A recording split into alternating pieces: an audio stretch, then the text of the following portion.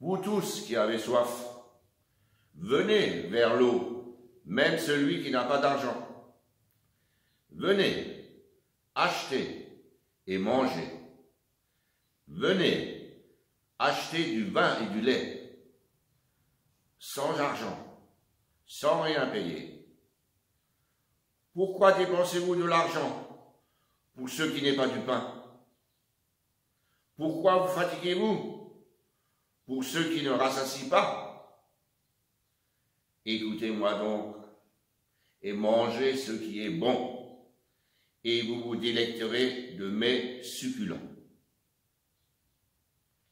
Tendez l'oreille et venez à moi. Écoutez et vous vivrez. C'est cette invitation que Dieu vous souhaite la bienvenue pour ce nouveau culte à travers l'écran. Une invitation complètement folle qui vous est adressée par Dieu, à vous qui avez soif. À toi qui es comme déshydraté par la dureté de la vie. À toi qui as besoin d'un peu d'ombre pour te poser et te reposer. À toi qui as besoin de te désaltérer et de reprendre ton souffle, d'être consolé et de reprendre des forces, d'être relevé et de reprendre courage. Oui, toi qui es fatigué et chargé, toi qui peines sous une charge trop lourde à porter, viens à celui qui est doux et humble de cœur, à celui dont le joug est bon et le fardeau léger. Et il te donnera gracieusement le repos dont tu as besoin. Une invitation comme celle-là, on ne peut pas la décliner. Un autre que celui-là, on ne peut que chanter ses louanges. Et d'ailleurs, c'est ce que nous allons faire avec le prochain chant au plat On jest wo summa.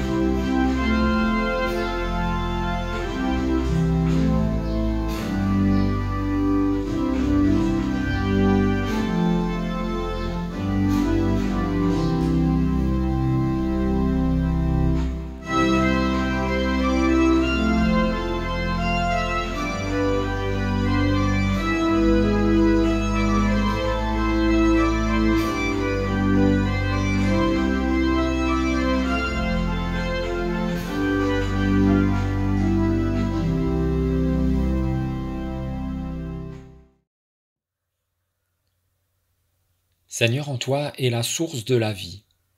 Par ta lumière, nous voyons la lumière. Nous prions avec les mots du psalmiste, au psaume 62. C'est auprès de Dieu seul que je suis tranquille. C'est de lui que vient mon salut. Lui seul est mon rocher, ma citadelle, je ne vacillerai pas. Qu'auprès de Dieu seul je sois tranquille, car de lui vient mon espérance.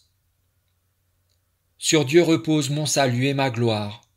Le rocher de ma force, mon abri, est en Dieu. Mets en lui ta confiance en tout temps, peuple. Répandez votre cœur devant lui. Dieu est un abri pour nous. Les êtres humains ne sont qu'une vapeur, les hommes un mensonge. S'ils montaient sur une balance, ils seraient à eux tous plus légers qu'une vapeur. Ne mettez pas votre confiance dans l'oppression. Ne placez pas un espoir futile dans la spoliation. Quand les richesses s'accroissent, n'y attachez pas votre cœur. Dieu a parlé une fois, 2 fois j'ai entendu ceci. C'est que la force appartient à Dieu. À toi aussi, Seigneur, la fidélité, car c'est toi qui paies de retour, chacun selon ses œuvres. Seigneur, en toi est la source de la vie. Par ta lumière, nous voyons la lumière. Amen.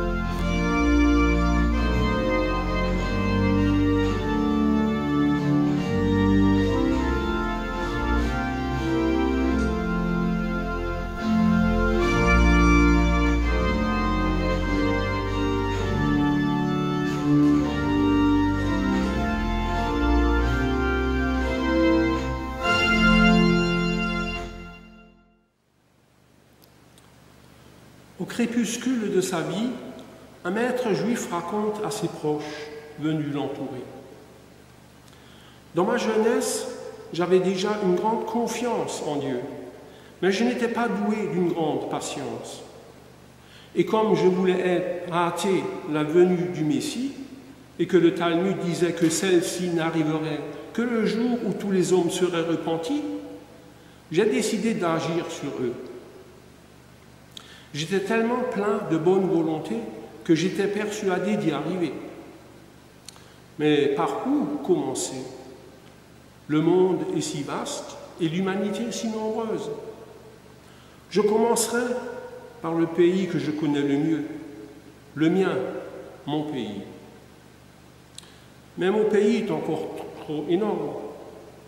Dans ce cas, je commencerai par la ville la plus proche de là où j'habite. Mais elle aussi, elle est encore trop grande et je la connais si mal. Soit, je commencerai donc dans la rue de mon village. Mais même là, je ne connais pas tout le monde. Alors, je commencerai dans ma famille ou plutôt dans ma maison. Mais par qui commencer? Facile, par celui qui en a le plus besoin. Je commencerai donc par moi.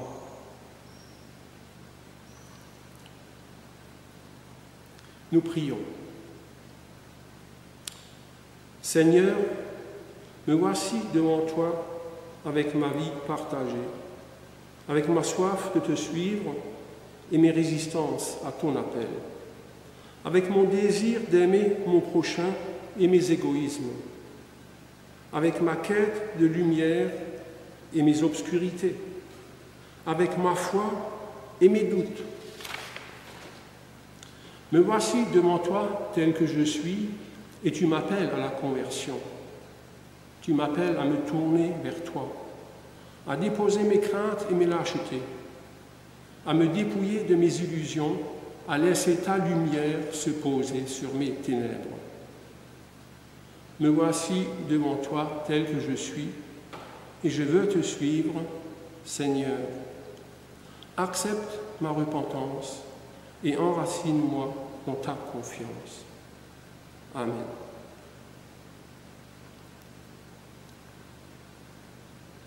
Jésus dit que le royaume de Dieu est comme un homme qui jette de la semence en terre. Qu'il dorme ou qu'il veille, nuit et jour, la semence germe et croît sans qu'il sache comment. La terre produit d'elle-même d'abord l'herbe, puis l'épi, et enfin le blé bien formé dans l'épi. Et quand le fruit est mûr, l'homme se met au travail avec sa faucille, car le temps de la moisson est arrivé.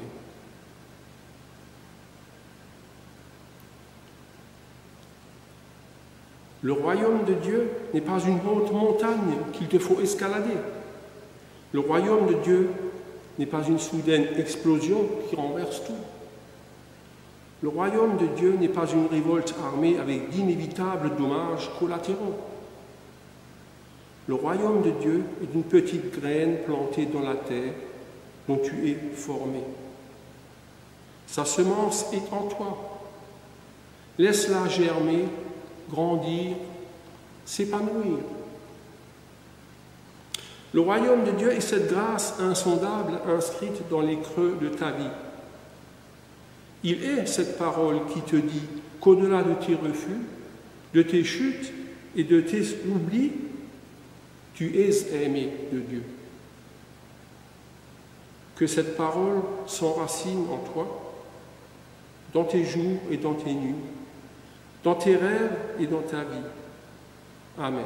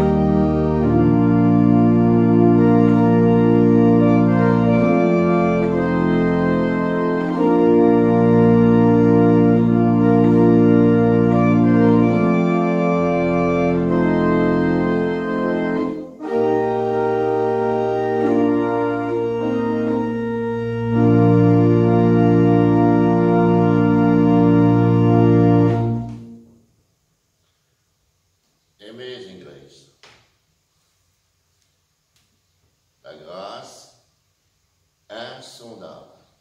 C'est bien ça. Écoutons à présent les deux lectures du jour. La première est issue du premier livre des rois, au chapitre 19. Voilà ce qui arriva au prophète Élie après qu'il ait affronté et battu les 450 prophètes de Baal.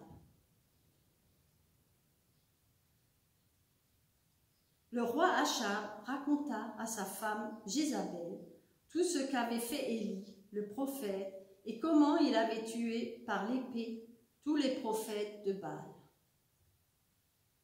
Jézabel envoya alors un messager dire à Élie : « Si demain, à pareille heure, je ne t'ai pas traité comme tu as traité ces prophètes, que les dieux m'infligent la plus terrible des punitions. » Élie prit peur et s'enfuit pour sauver sa vie. Il se rendit à Beersheba, dans le pays de Juda.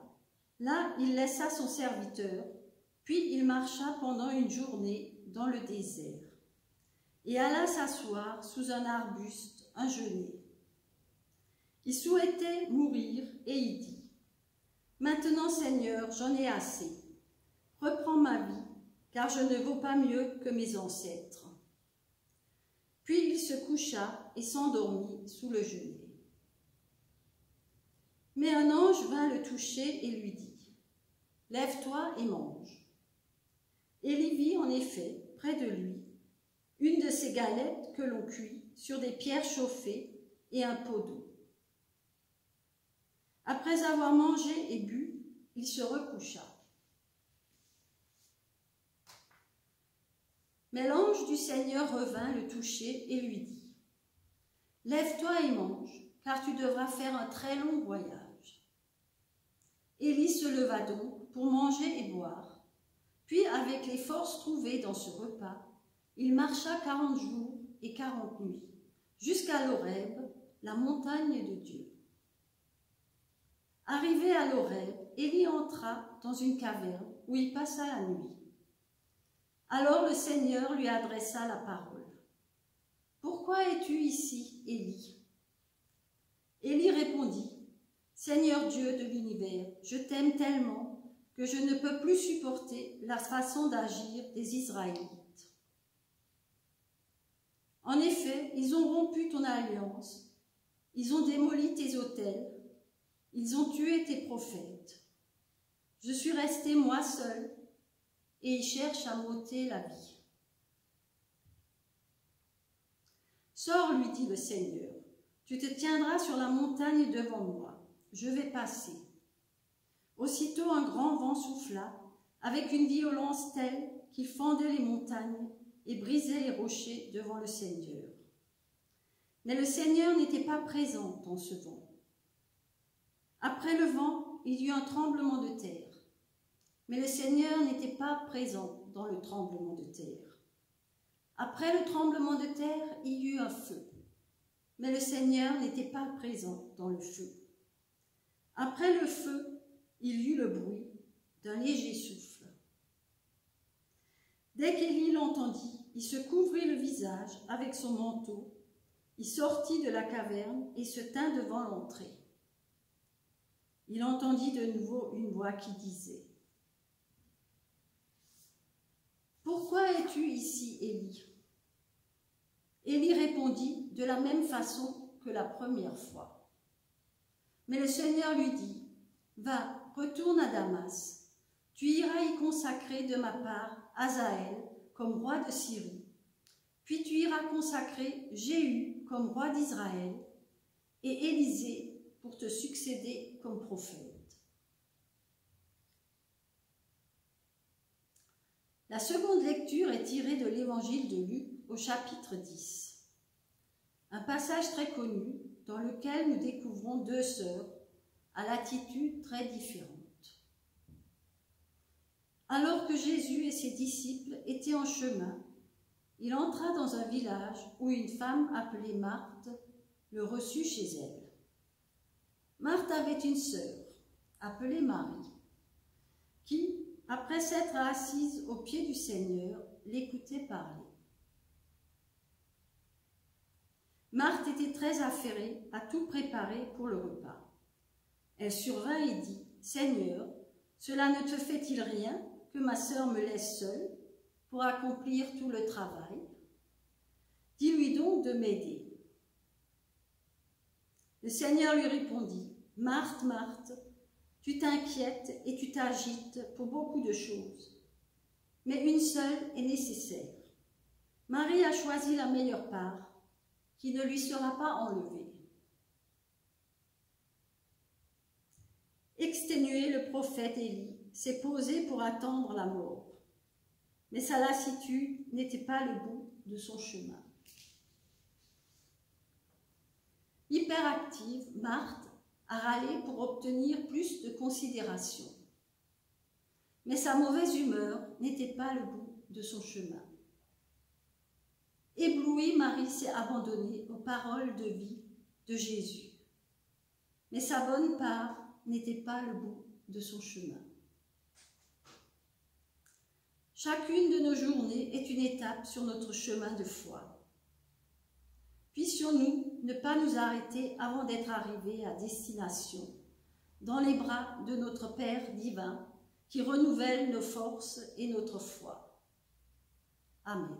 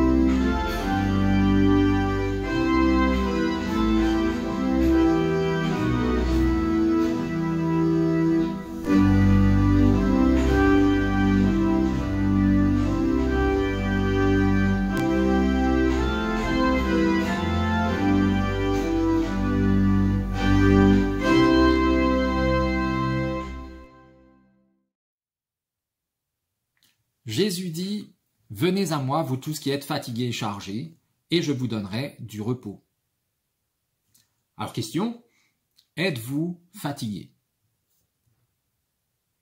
Question cache, réponse cache. Un peu? Ah mais pas tant que ça. Vous voulez vraiment me faire gober ça? Alors je sais que j'ai pas l'air forcément très dégourdi, mais vous me croyez vraiment naïf à ce point? Ah mais là ça va pas aller, hein. Pas que vous me pensiez naïf, non ça vous n'êtes pas les premiers. et sans doute pas les derniers. Mais si on veut continuer à partager ensemble notre foi, ben, il va falloir que nous soyons honnêtes, les uns avec les autres, mais surtout avec soi-même. Parce que si c'est pour faire comme aux préparations de baptême, où parents et marraines, très bien intentionnés, veulent faire plaisir au pasteur en lui donnant les bonnes réponses, et là, entendez par là, les réponses qu'ils croient que le pasteur attend, alors que c'est pas des réponses sincères, c'est pas la peine, hein. Autant arrêter là tout de suite, autant prendre une bière, s'installer dans le canapé, parler foot, cuisine ou politique, et parce que une petite bière, une discussion foot, cuisine, politique, je vous garantis que là, la sincérité, elle y est. 2 bières peut-être. Bon, puisqu'il faut qu'il y en ait un qui se lance dans la sincérité, j'y vais. Vous me dites que vous n'êtes pas vraiment fatigué, pas aussi fatigué que ça. Honnêtement et très sincèrement, je crois plutôt que vous l'êtes fatigué. Et pas qu'un peu. Vraiment fatigué, mais qu'en fait, vous n'arrivez juste pas à l'admettre. Alors ça n'a rien d'exceptionnel, en fait, c'est très humain. Parce que admettre la fatigue, c'est avouer ou admettre une faiblesse. Et la faiblesse, c'est inacceptable. Hors de question. Ah, c'est vrai, jamais. Ah non, non, j'ai plein de défauts, mais alors celui-là, absolument pas. Hein. Faible, moi, mais vous rigolez, jamais de la vie. On est tous comme ça. Même quand je m'écroule de fatigue, que je m'écrase comme une...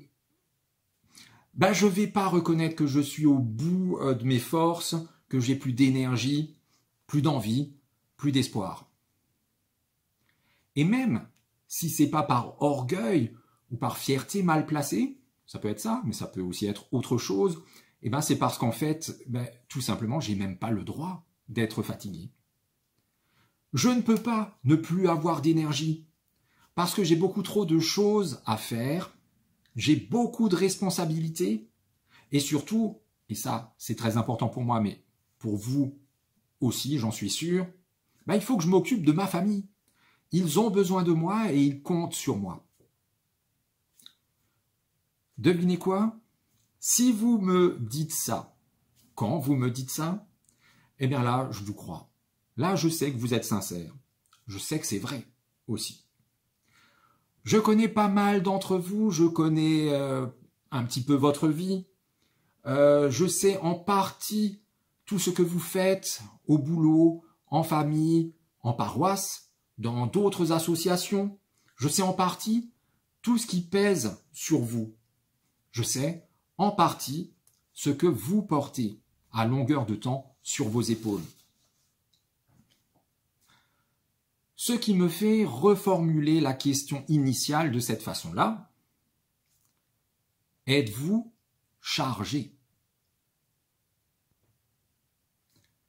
S'il est difficile d'admettre que l'on est fatigué, parce que la fatigue révèle en fait nos limites, une de nos limites, nous ne sommes pas inépuisables, nous n'avons pas une énergie inépuisable, heureusement, il est beaucoup plus facile pour nous de dire et d'admettre qu'on est chargé, et même très chargé. Alors normalement, pour répondre à cette deuxième question, à cette deuxième formulation, normalement, vous devriez tous dire « oui », un grand « oui ». Mais si votre réponse est plutôt un « oui » pas aussi grand que ça, ou peut-être même un tout petit « oui », ou alors peut-être même un juste alors c'est que vous n'êtes pas encore aussi sincère qu'il le faudrait. Alors dans ce cas, pas de souci, on a toujours une solution. Laissez donc les autres répondre pour vous.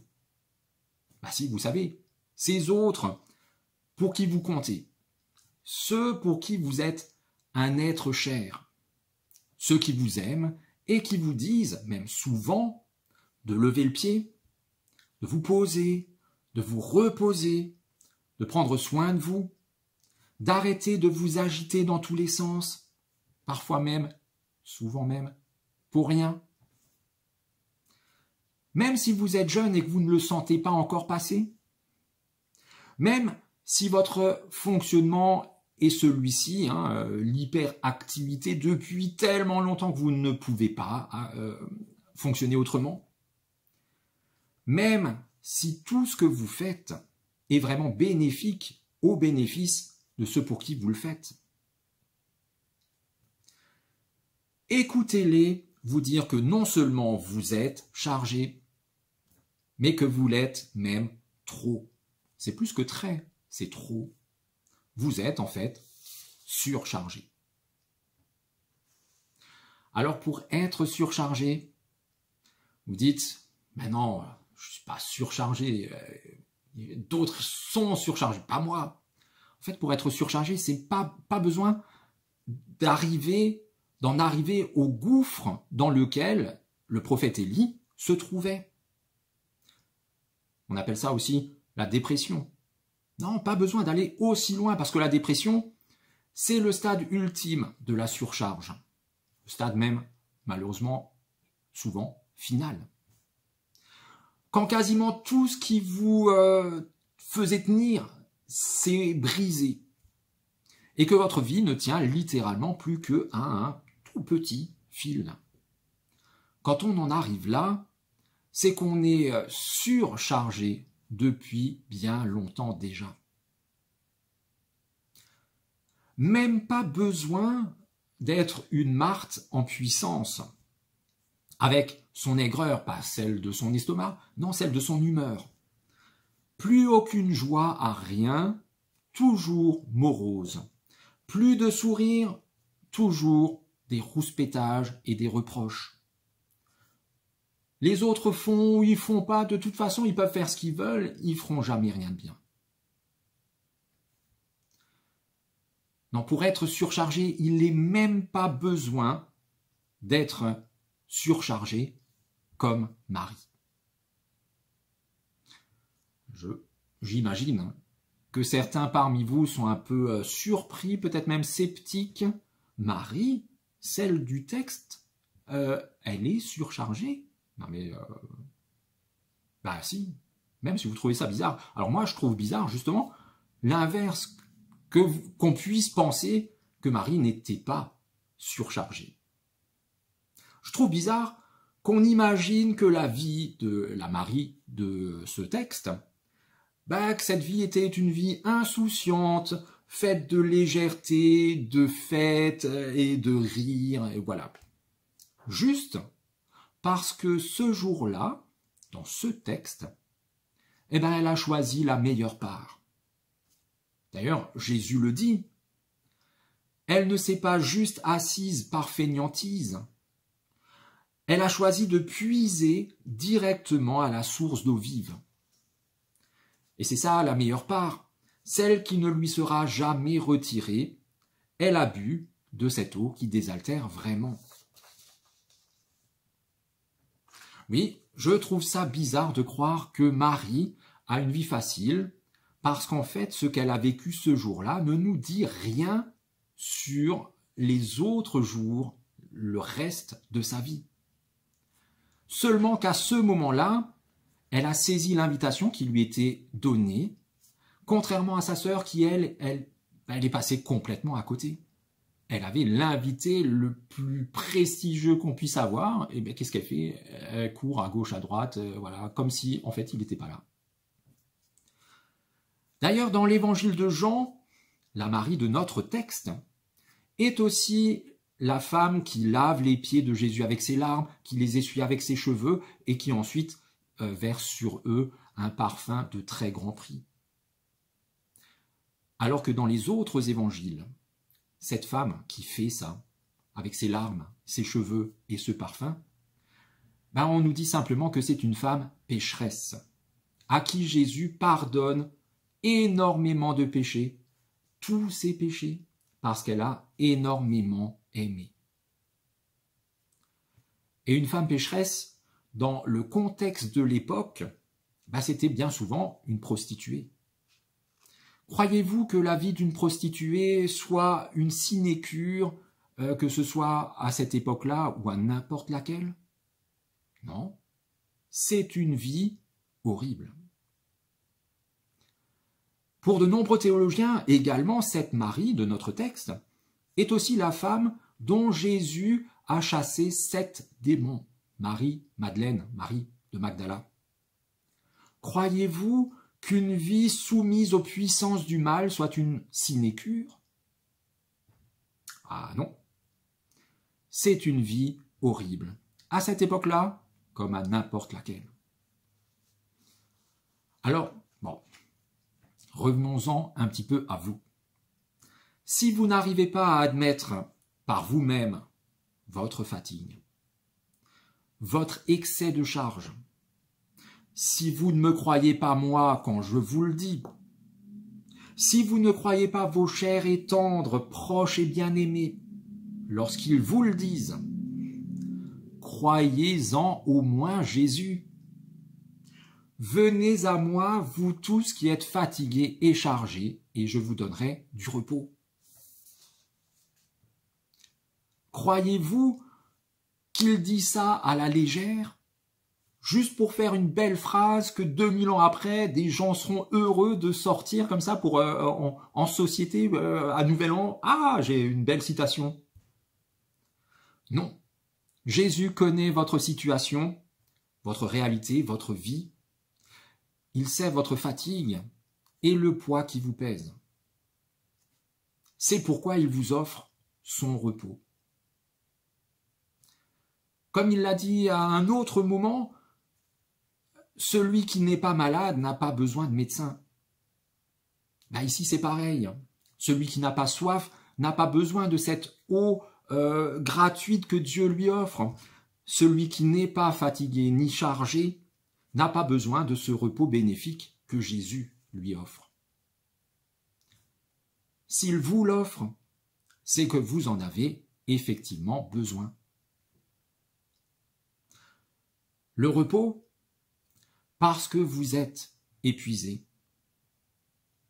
Le ressourcement, parce que vous êtes à bout de souffle.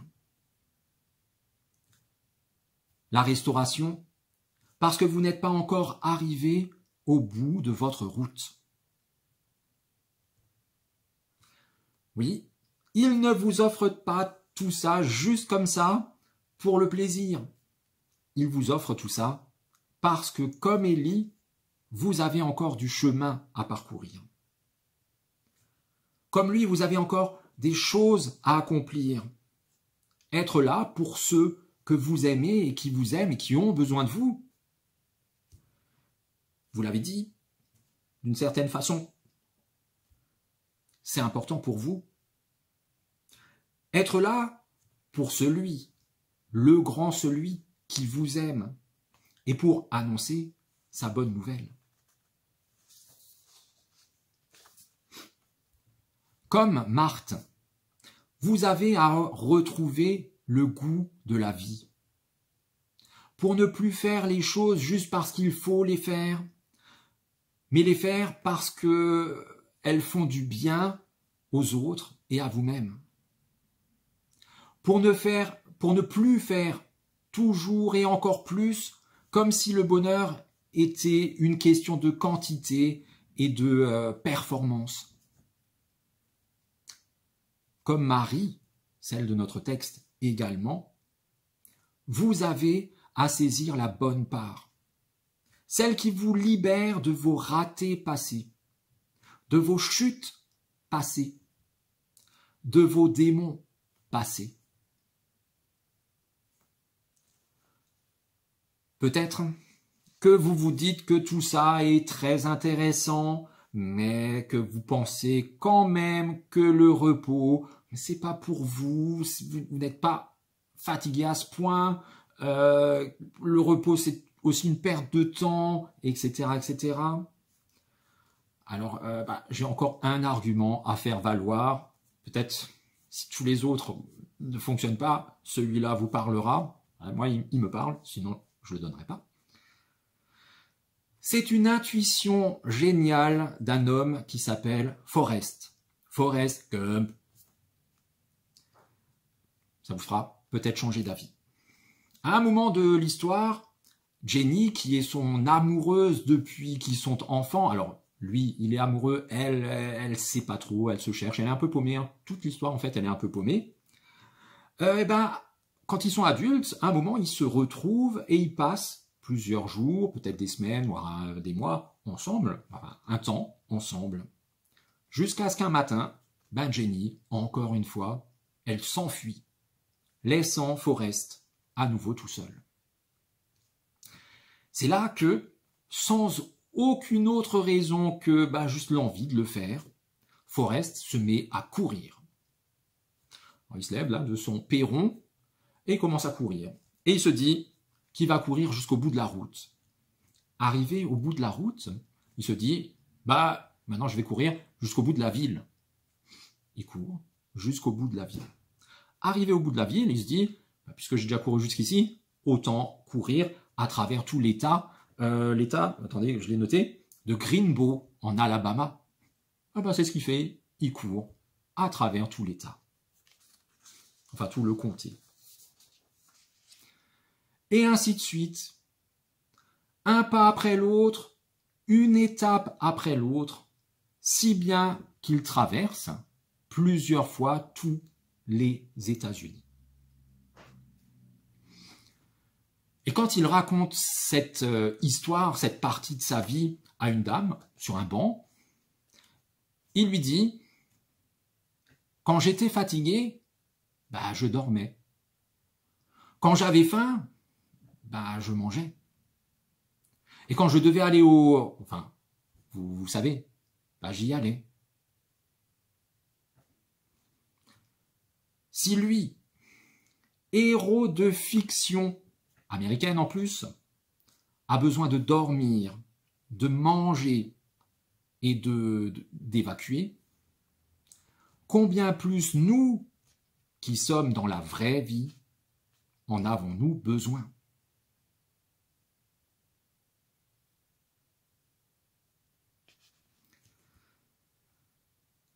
En saisissant cette invitation de Jésus à vous décharger sur lui, à entrer dans son repos, à le laisser vous ressourcer, vous restaurer, je vous le dis et c'est une certitude, vous irez encore bien plus loin que les rêves les plus fous que vous avez pu faire. Plus loin dans la vie, plus loin dans la foi, plus loin dans l'amour, jusque dans les doux bras de votre Père céleste pour y vivre la vraie vie. Amen.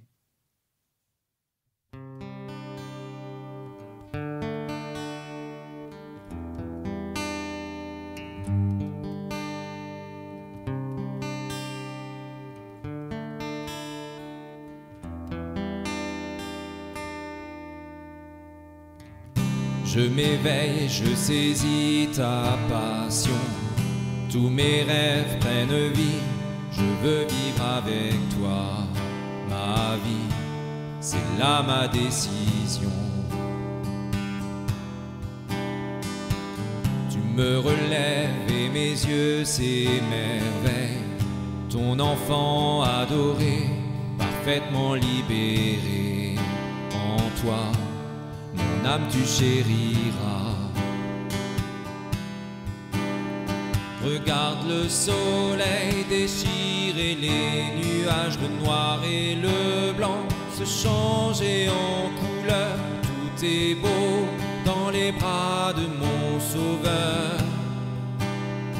Et maintenant je vis.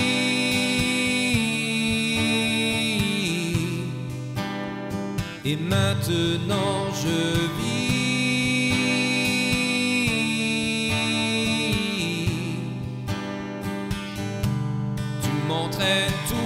toujours plus loin et plus haut. Ton amour parfait redéploie mes ailes. Ta liberté les porter linteau. Je ne veux que toi, Dieu éternel.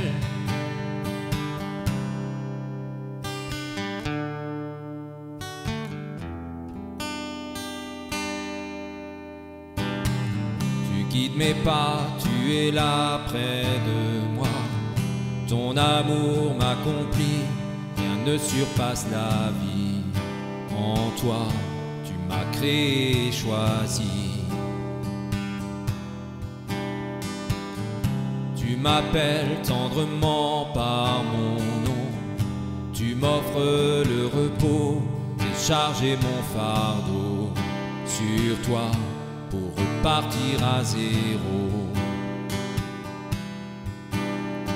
Regarde le soleil déchirer les nuages, le noir et le blanc se changer en couleur. Tout est beau dans les bras de mon sauveur. Et maintenant je vis.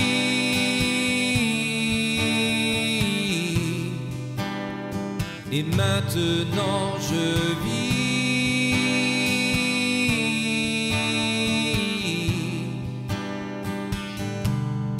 M'entraîne toujours plus loin et plus haut.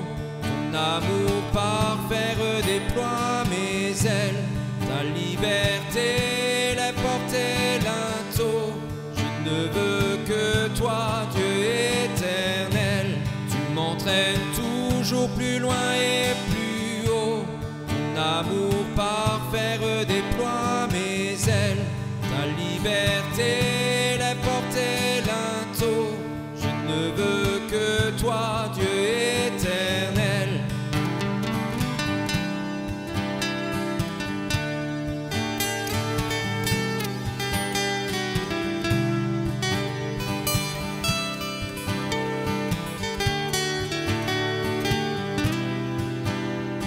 Et maintenant je vis.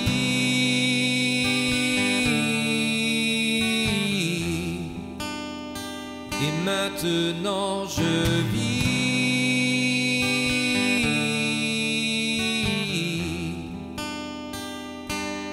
Tu m'entraînes toujours plus loin et plus haut.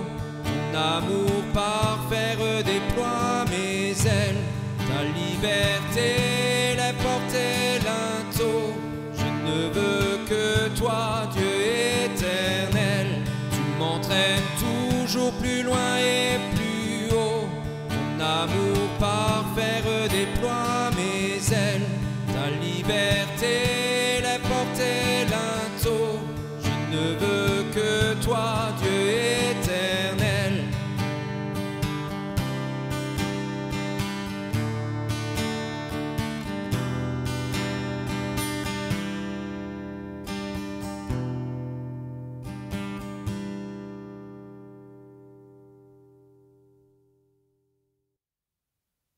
Nous prions les uns avec et pour les autres. Seigneur, nous voulons boire aux sources de ton eau vive et accueillir en nous ta présence. Vois notre soif de tendresse, de justice et de paix. Vois notre soif d'amour, de reconnaissance et de fraternité. Seigneur, déverse-toi en nous comme un ruisseau qui murmure, une fontaine où il fait bon se désaltérer, et abreuve-nous de l'eau vive et inépuisable de ton amour.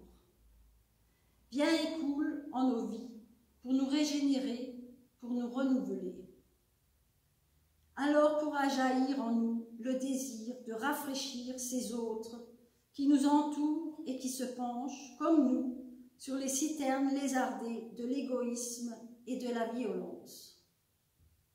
Alors nous pourrons offrir à nos prochains l'eau dont ils ont besoin pour étancher, malgré leur peur, malgré les larmes, leur soif de vivre. Pour nous-mêmes, Seigneur, nous te prions. Règle l'allure de nos pas sur le rythme de ton cœur, pour que nous cessions de nous agiter et que nous évitions le trop-plein, la course effrénée, le burn-out. Donne-nous de prendre le temps de nous poser, de nous reposer et rétablis en nous ta sérénité et ta paix. Donne-nous d'être conscients que dans tout ce que nous avons à accomplir chaque jour, tu es là, à nos côtés, tu nous accompagnes, tu nous soutiens. Pour tous ceux qui sont soumis aux difficultés de la vie, à la maladie, au chômage, à la violence et à la mort, Seigneur, nous te prions. Donne-leur l'assurance que rien n'échappe à ton amour et à la bonté de ta grâce, pas même le désespoir qui peut les saisir, quand ils perdent pied, quand ils ont l'impression que tout est perdu et que la fin est proche. Pour tous les héros du quotidien, tous ceux qui rendent notre monde meilleur, par le souci qu'ils ont de leurs semblables, et tout particulièrement les personnes de santé, nous te prions. Soutiens-les, protège-les, encourage-les, bénis-les. Seigneur Dieu, toi qui fais de nous tes enfants, c'est blotti au creux de tes bras de Père que nous te disons ensemble la prière que Jésus, notre frère, nous a lui-même apprise. Notre Père qui es aux cieux,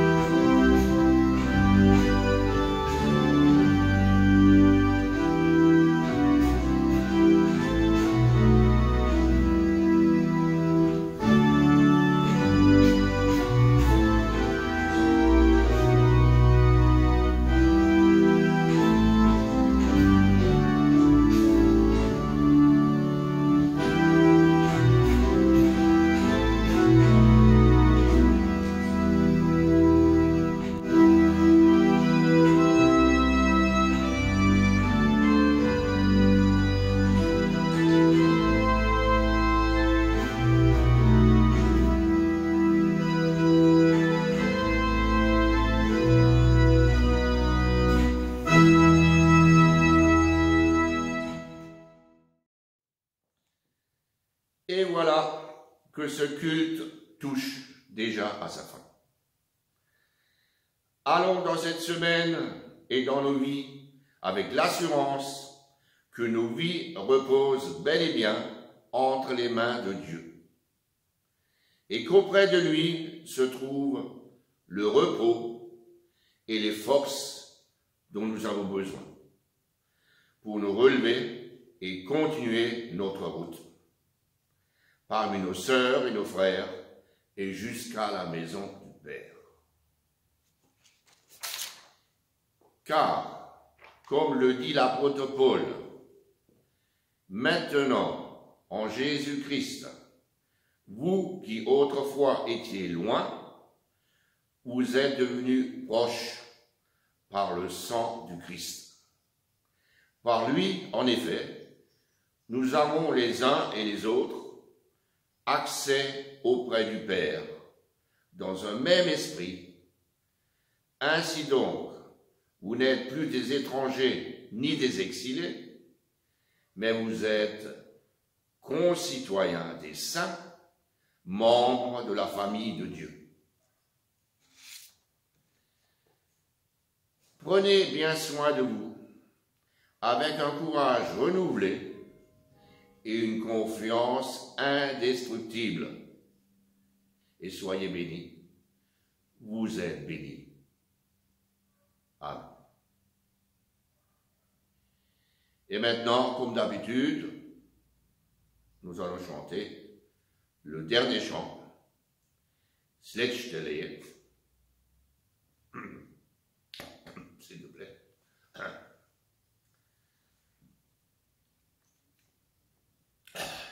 Jetzt können wir singen, jetzt geht's besser. Alors.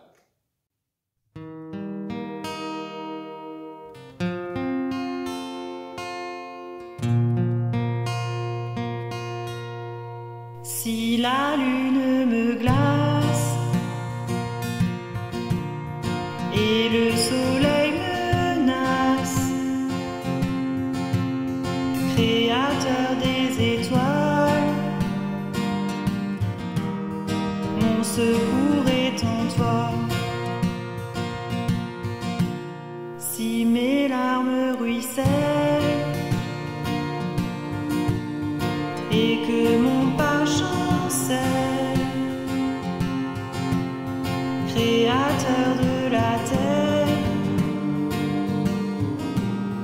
mon secours est en toi.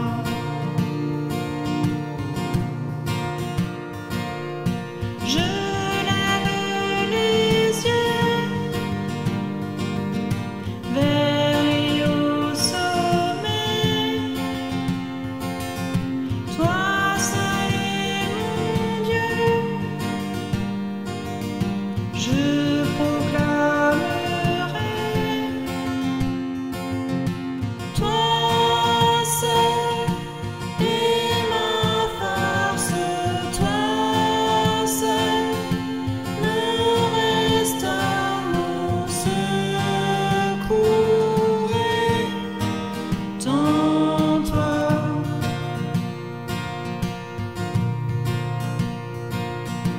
Toujours tu me portes, jamais tu ne dors. Mon secours est en toi.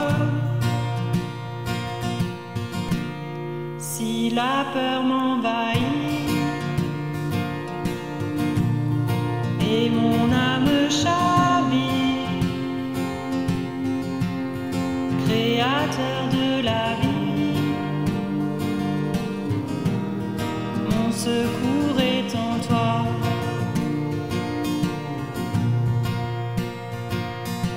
Je lève les yeux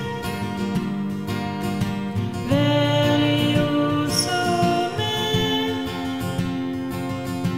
Toi seul